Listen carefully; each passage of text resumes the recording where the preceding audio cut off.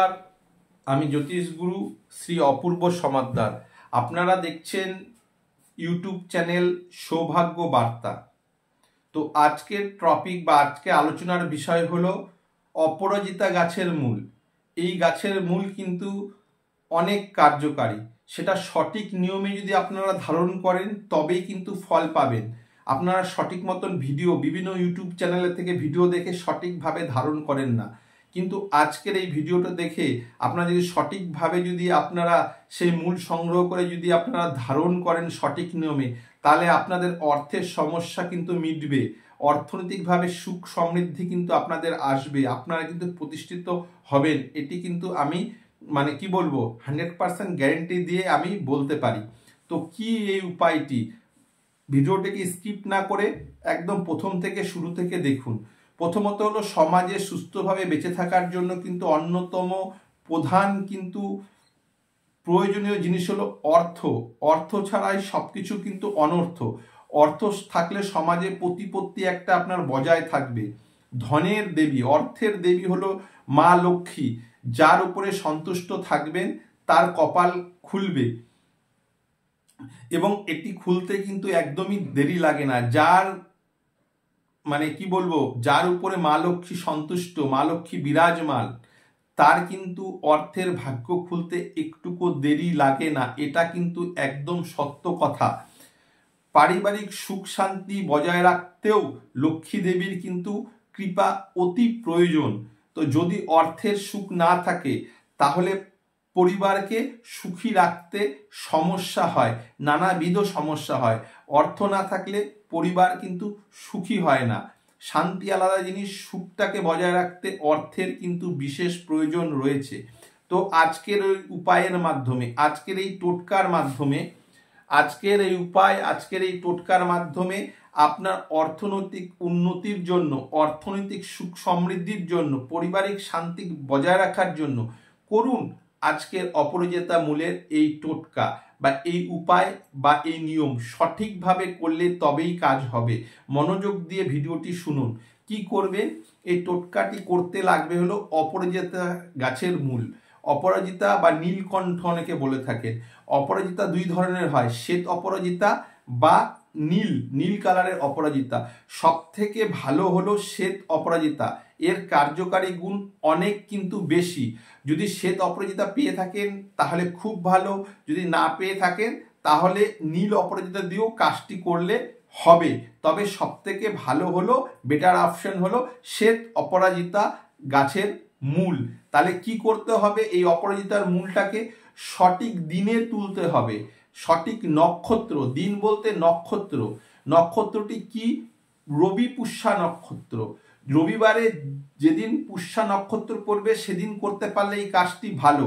যদি রবিবারে পুষ্যা নক্ষত্র না পড়ে তাহলে যে কোনো পুষ্যা নক্ষত্রে আপনাকে এই গাছের মূল বা শিকড় তুলতে হবে। তো আপনারা পুষ্যা নক্ষত্র কোন দিন পরে কি করে বুঝবেন? পঞ্জিকা খুললে সেদিনকার ডেট অনুযায়ী, সেদিনকার বার অনুযায়ী বিভিন্ন নক্ষত্র, শতবিশা, তারপরে বিভিন্ন নক্ষত্র আছে, মূলা, মঘা নক্ষত্র এরকম আছে। তো সেই পঞ্জিকার মধ্যে যেদিন দেখবেন হলো যেই ডেটে বা যেই বারের মধ্যে পুষ্যা নক্ষত্র লেখা আছে, সেই টাইমে গিয়ে শ্বেত অপরাজিতার মূল তুলবেন। যদি শ্বেত অপরাজিতা না পান তাহলে নীল যেটা ব্লু কালারের অপরাজিতা আছে সেই মূলটা আপনারা তুলবেন। কি করে? তোলার আগে গাছকে নিমন্ত্রণ করতে হবে বা গাছ জাগাতে হবে। সেই গাছটা জাগাতে হয় কি করে? গাছটাকে জাগাবেন কি করে? সেই শ্বেত অপরাজিতা বা নীল অপরাজিতাটাকে, মন্ত্রটা হলো বৃক্ষ জাগো, বৃক্ষ জাগো, বৃক্ষ জাগো, তোমায় আমার যে কাজে লাগাবো তুমি আমার সে কাজে লাগো। এই বলে ওই যে গাছ রয়েছে সেখানে নখ দিয়ে টোকা মেরে দিবেন এই মন্ত্রটা বলে। এরকম 3 বার মন্ত্র পড়ে 3 বার গাছের গোড়ার মধ্যে টোকা মারবেন। এভাবে টোকা মারবেন। কেমন করে মারবেন? মনে করেন এটা মোবাইল আছে, বৃক্ষ জাগো, বৃক্ষ জাগো, বৃক্ষ জাগো, আমার যে কাজে লাগাবো তুমি আমার সে কাজে লাগো, এভাবে বলে টোকা দিলেন। এভাবে 3 বার মন্ত্র বলে 3 বার টোকা দিবেন সেই গাছের গোড়ায় তোলার আগে, সেই পুষ্যা নক্ষত্রে। আবারও মন্ত্রটি, বৃক্ষ এমনি তুললেই আপনার কাজ হবে না, সেটাকে জাগিয়ে তুলতে হবে। কিভাবে জাগাবেন? মন্ত্রটি হলো শুনে নিন, কাজে লাগবে। যে কোনো গাছ তোলার আগে এইভাবে মন্ত্র বলে গাছকে জাগিয়ে তুললে সেটা কার্যকারী অনেক বেড়ে যায়। আপনারা ডাইরেক্ট তুলেন বলে কাজ পান না। নিয়মটি হলো, মন্ত্রটি হলো, পুষ্যা নক্ষত্রে সেই অপরাজিতা মূলকে বৃক্ষ জাগো বৃক্ষ জাগো বৃক্ষ জাগো, তোমায় আমার যে কাজে লাগাবো তুমি আমার সে কাজে লাগো, এইভাবে বলে 3বার টোকা দিয়ে আপনি জাগিয়ে নিলেন এবং সেই বৃক্ষ দেবতাকে আপনার অর্থনৈতিক উন্নতি সুখ সমৃদ্ধির জন্য অনুমতি নিয়ে প্রণাম করে সেই গাছের শেকড়, পূর্ব দিকের উত্তর দিকের শেকড়ের ভালো কাজ হয়, দক্ষিণ দিক পশ্চিম দিক থেকে তুলবেন না। যেই শিকড়গুলো পূর্ব দিক বা উত্তর দিকে গেছে সেই শিকড়টি আপনি তুলে নেবেন, সেটাকে নিয়ে এসে গঙ্গা জল, এমনি প্লেন জল দিয়ে ধোয়ার পরে তারপর সেই মূলকে গঙ্গা জল দিয়ে মানে শোধন করবেন।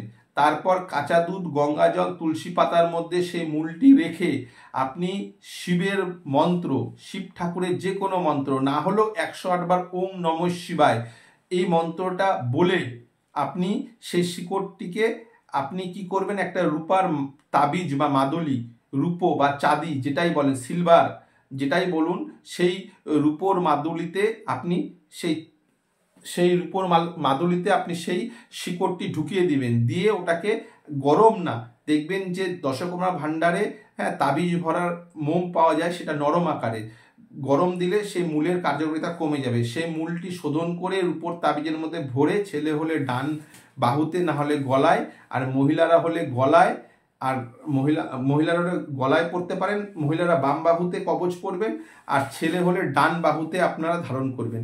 আর অল্প মূল নিয়ে সেই শিকড়টা একটা তাবিজে পড়লেন, আর একটু মূল নিয়ে একটা কোনো কৌটার মধ্যে ভরে শোধন করে সেটাকে আপনি আপনার ক্যাশ বাক্সে, লকারে বা আপনার মানি পার্সে রাখলে আপনার অর্থনৈতিক, এই সঠিক নিয়মে করলে আপনার অর্থনৈতিক উন্নতি হবেই হবে এবং অর্থের সমস্যা কেটে যাবে। এটি নিয়মটি করার পরে, এই তাবিজটি ধারণ করার পরে শুধু অর্থের অভাব না, পারিবারিক সুখ শান্তি বজায় থাকবে এবং শান্তিতে জীবনযাপন করতে পারবেন জীবন ভরে।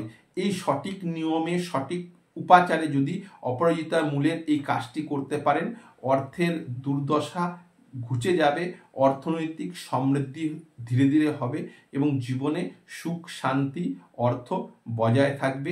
মা লক্ষ্মীর যে ব্লেসিং, কৃপা আপনারা পেয়ে থাকবেন। নমস্কার।